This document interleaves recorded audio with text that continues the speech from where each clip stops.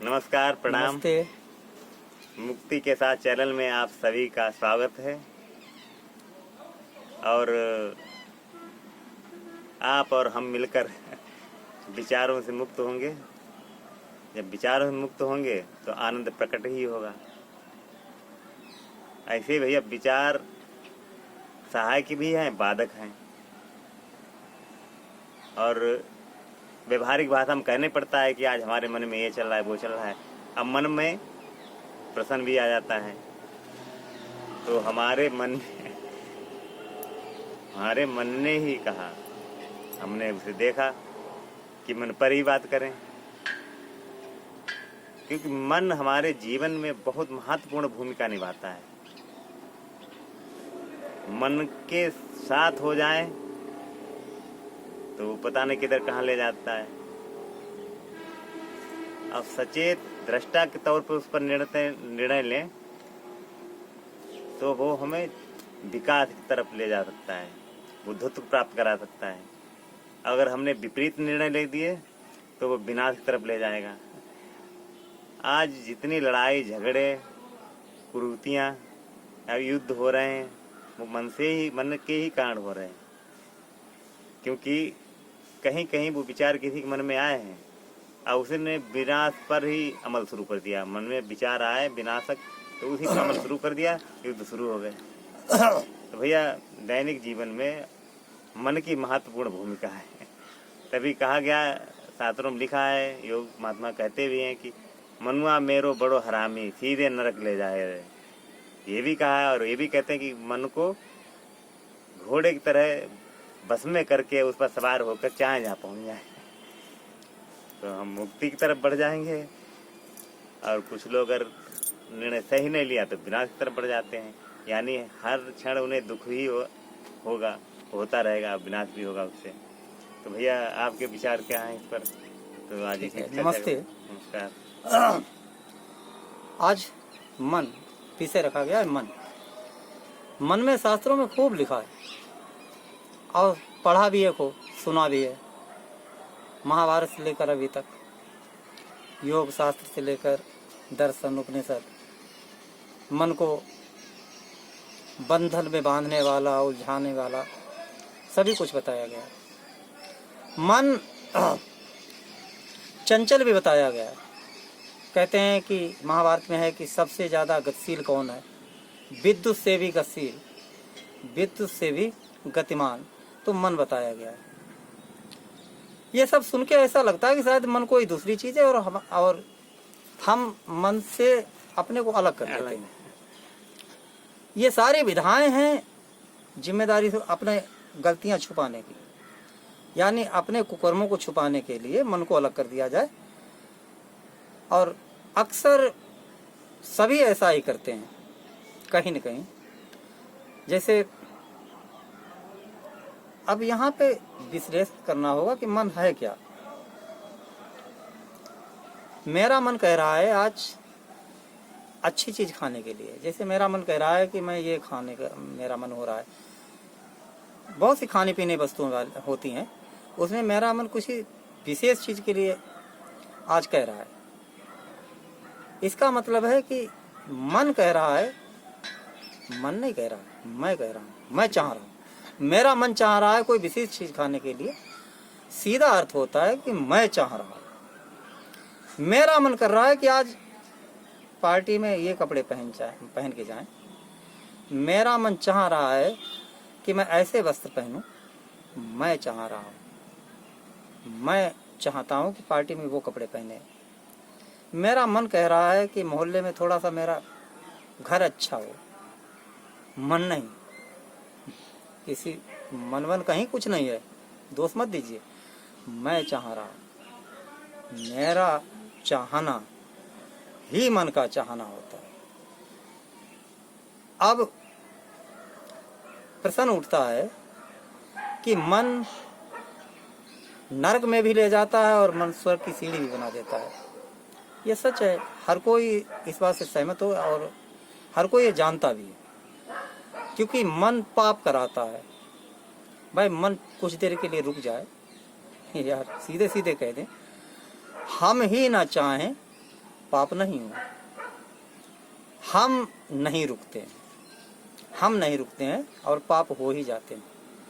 वो रुकना अब मुश्किल यहाँ होता पर प्रश्न उठता है कि आखिर चाहेगा कौन? चाहेगा कौन? जो चाहेगा। अब प्रतिशत बहुत कम होता है। स्वर्ग की सीढ़ी कौन जाना चाहेगा? क्यों? क्योंकि शास्त्र, ज्ञान और ये जो भी दिखते हैं धर्म, ये सब गौड़ होते हैं। फालतू के टाइम में इन्हें भी देख लिया जाता है। बाकी जो रोजमर्रा की जिंदगी चलती है प्रत्येक व्यक्ति की, वो अपने माइंड से चलती है, ना कि शास्त्रों से, न धर्म से, न किसी उससे। वो अपने अनुसार चलता है, या कह सकते हो अपने मन के अनुसार चलता है। मन और वो एक ही है। अब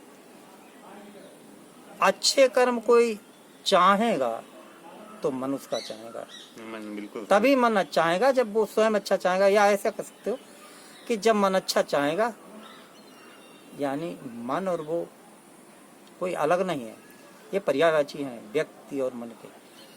महाभारत में एक कथा आती है कि महाभारत में एक वर्णन है कि जब श्री कृष्ण उनके पास गए थे, दुर्योधन के पास, समझौते का प्रस्ताव लेकर, तो भगवान श्री कृष्ण ने कहा था दुर्योधन से कि देखिए, धर्म ये है कि आप उनका हिस्सा उन्हें दे दें, ज़्यादा नहीं, पूरा हिस्सा नहीं, कम से कम गुजारा भर के लिए दे दें, ये धर्म कहता है। तो दुर्योधन ने कहा कि मुझे पता है धर्म क्या है, मुझे आप धर्म मत सिखाइए, मुझे पता है धर्म क्या है, लेकिन मुझे उसमें कोई रुचि नहीं है। मुझे पता है कि अधर्म क्या है, लेकिन उसमें मुझे रुचि है, मैं नहीं दूंगा। मेरी इच्छा है, या मेरा, उसने कहा मेरा मन एक सुई की नोक भर बगैर युद्ध के नहीं देने की। आखिरी युद्ध हुआ, चाहे उसके मन की इच्छा कहिए या उसकी इच्छा कहिए। उसने कहा कि भले उनका अधिकार है, लेकिन मैं दूंगा नहीं। धर्म कहता है कि दे दो, लेकिन मुझे धर्म में कोई रुचि नहीं है। ठीक उसी प्रकार इस संसार में हर एक व्यक्तियों में धर्म पता है, धर्म पता है क्या होता है, लेकिन उसमें रुचि नहीं है। उन्हें रुचि जिसमें है वही उनका मन करता है, या वही कह सकते हो वो करते हैं। है तो अद्वैत भी है, हैं दोनों एक ही। अब यहाँ पर प्रश्न अलग भी उठता है, है एक ही है कि आखिर अब चूंकि ये चैनल बनाया है तो कुछ न कुछ कल्याण के लिए बनाया है, तो उस कल्याण की बात अवश्य होनी चाहिए कि आखिर मन हमारा नरक की तरफ ना ले जा करके स्वर्ग की तरफ ले जाए। स्वर्ग से मतलब है कि एक शांत भरे जीवन की तरफ, एक सुखमय आनंदमय जीवन की तरफ ले जाए। ऐसा क्या किया जाए? क्योंकि यही स्वर्ग देखिए, है। हाँ, यहाँ पर सामने वाला कोई भी प्रश्न ये कर सकता है। आनंद और शांति और सुखमय जीवन की आप बात करते हो, तो सुखमय जीवन मुझे एसी में लगता है, कूलर में, भयंकर गर्मी में मुझे दुख होता है। कौन से सुख की बात करते हो? सुख में मुझे, जब मैं चलना चाहूँ तो एसी गाड़ी में जाऊँ। अब पैदल चलने से सुख तो हो नहीं सकता है। झोपड़ी में रहने से कहाँ सुख होगा, बंगले में रहने से सुख होगा। अब यहाँ पर ये प्रश्न उठता है कि आखिर वो किसे सुख मानता है, प्रश्न उठता है ना। अब भूखे भजन लोग, वो कहेगा ठीक है, आपके अनुसार यदि पैसे नहीं होंगे, भूखे रहेंगे, भूख से दुख होगा, तो सुख रहने के लिए पैसा कमाना जरूरी। वो चाहे एन के एन प्रकरण, चाहे वो बिजनेस करे, झूठ बोले, मक्कारी से किसी प्रकार धन कमाएगा, और धन से अपनी आवश्यकताओं की पूर्ति करेगा, और आवश्यकताओं की पूर्ति उसे आनंद देगी। अब प्रश्न उठता है कि आखिर वो सुख किसे कहता है?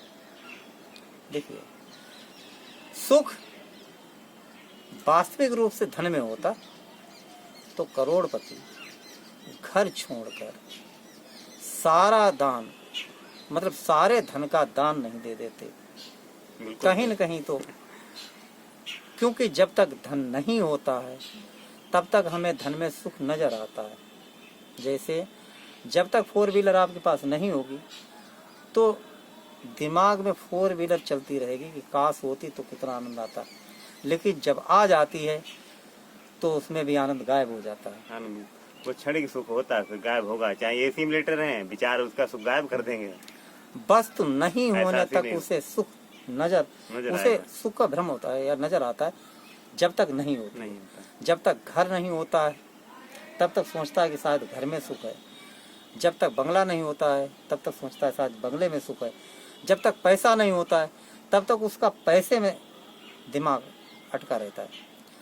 और जब अथाह पैसा हो जाता है, जैसे जो हाँ बिजनेसमैन है, काफ़ी बिजनेस जैसे हाँ बड़े बड़े ले लीजिए जो इन्वेस्ट करते हैं करीब अरबों खरबों अभी में। वो एलन मस्क है, उनकी हाँ। बेटी ने ही आरोप लगाया कि हमें पिताजी बता रहे थे, मैं दुखी था, उसको बेटी को ही था। अब जैसे अपने यहाँ भी तमाम लोग हुए हैं और हैं भी जो जिनकी पर डे में करोड़ों की कमाई है, लेकिन उन्हें अब चूंकि बिजनेस एक उनकी प्रक्रिया बन चुकी है तो उसे तो देखना है, लेकिन उनके पास जाइए तो धन में सुख नहीं होगा। अब ये समझने की बात है, क्योंकि जो इसी उसमें उधेड़ जो मतलब धन कमाने में लगे रहते हैं, वो कहेंगे कि है ही नहीं तो तुम उसका मजा जानो क्या। भाई वो संतों से भी कहेंगे कि जब इनके पास होता तो संत क्यों बनते, लेकिन कुछ ऐसे भी संत हैं जो करोड़पति अरबपति यानी सारी चीज़ें छोड़ के बने हैं। अब चूंकि एक माइंड का दूसरा हो नहीं सकता है, आप वो आनंद जो आपको प्राप्त होगा वो दूसरे को बता नहीं सकते। हाँ बिल्कुल बता। गूंगे के सरकरा जैसे कोई भी स्वाद उसे स्वाद देकर ही बताया जा सकता है, आप स्वाद का वर्णन नहीं कर सकते। तो यहाँ पर थोड़ी से हम और आगे बढ़ेंगे, हालांकि भले थोड़ा सा 1 मिनट 2 मिनट और चाहेंगे, बात को ख़त्म करने जरूरी होती बात को कि आखिर सीमित कैसे रहा जाए, मतलब आखिर शांत रहने के लिए सीमित रहना आवश्यक होता है। वो मन पे नहीं कहते हैं कंट्रोल कैसे करें। अब मन पे कंट्रोल नहीं करने के कहीं ध्यान पे बैठ जाइए और मन पे कंट्रोल न, मन कोई दूसरी चीज है जिस पे कंट्रोल करोगे। आप अपने पर कंट्रोल कैसे करेंगे, प्रश्न नहीं उठता है। उसकी एक ही चीज है विश्लेषण। आप देखें पूरे संसार को, सभी को आप देखें। जैसे आप देखते हैं अच्छे बंगलों को, मान लीजिए वो 10% हैं, तो 90% उन्हें देखिए जिनके घर तुमसे कम है। आप वस्त्र पहनते हैं तो 90% उन लोगों को भी देखिए। देखिए सबसे बड़ी चीज हमने एक बार कहा भी था कि अस्तित्व का ही अस्तित्व नहीं तो तुम्हारा कहाँ से अस्तित्व है। अस्तित्व तो भैया इसमें आनंदित। अब यहाँ पर गरीब यह हो या प्रश्न कोई उठता भी है होता कि जब ये मन में रहेगा कि हम हैं सब्जी वाला, रिक्शे वाला है, तो फिर भिन्नता रहेगी, समता तो होनी फिर चाहिए, हाँ भाव की समता अब होनी तो फिर आप देखेंगे ही नहीं, तो फिर आप शिक्षकों के घर देखेंगे तो कहेंगे सभी शिक्षकों के घर ऐसे बने हैं। अब चूंकि हम लोग शिक्षक हैं, ये मैथ के स्टूडेंट रहे हैं और मैथ के शिक्षक बने बहुत दिन, अब हम लोग प्राइमरी के शिक्षक हैं, तो शिक्षक हैं तो शिक्षकों के घर दिखेंगे, हमसे सब्जी वालों के घर नहीं दिखेंगे, हमें किसान लोगों के घर नहीं दिखेंगे।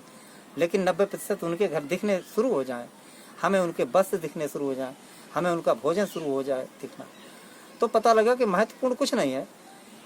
बस वस्त्र ढकने के लिए जरूरी होता है, भोजन पेट उदर की क्षुधा शांत करने के लिए होता है, छत या घर वातावरण या भीगने से बचाने के लिए या रहने के लिए आवश्यक होता है, उसका उपयोग कर लिया जाता है, न कि उसमें किसी प्रकार की इच्छाएं पाली जाएं। और जब इच्छाएं नहीं पाली जाएंगी तो हम सीमित रहेंगे, हमारी कोई इच्छा नहीं होगी। जब कोई इच्छा नहीं होगी, इच्छा तो रहेगी, न जीवन कैसे चलेगा। लेकिन आप समझिए कि एक एक्स्ट्रा इच्छा नहीं रहेगी, एक अलग से। और जब ये नहीं रहेगी तो फिर मन होगा ही नहीं, क्योंकि मन हमेशा जो है उसमें खुश नहीं रहता है, जो नहीं है उसे पाने की इच्छा करता है। और जब हमारी उसे पाने की इच्छा खत्म हो जाएगी तो मन स्वतः ही समाप्त हो जाएगा, और मन स्वतः ही समाप्त हो जाएगा तो फिर सुखमय जीवन होगा। फिर दुखमय होने का कोई प्रश्न ही नहीं उठता है। सुखमय सुखमय और सुखमय, यही सुखमय जीवन मुक्ति है। तो भैया आपने अपने विचार बहुत अच्छी तरीके से रखे और आप विचारों से मुक्त हो जाएंगे, चाहे आप पैसे वाले हों चाहे आप गरीब हों, आनंदित रहेंगे। क्योंकि गरीब है वो पैसे के लिए तरफ भागता रहता है, और गरीब रईस है तो वो आनंद की तरफ भागता है। तो दोनों अगर विचारों से मुक्त रहेंगे ध्यान विधियाँ करेंगे तो वो मुक्त हो जाएंगे और आनंदित रहेंगे। नमस्कार। नमस्ते, प्रणाम।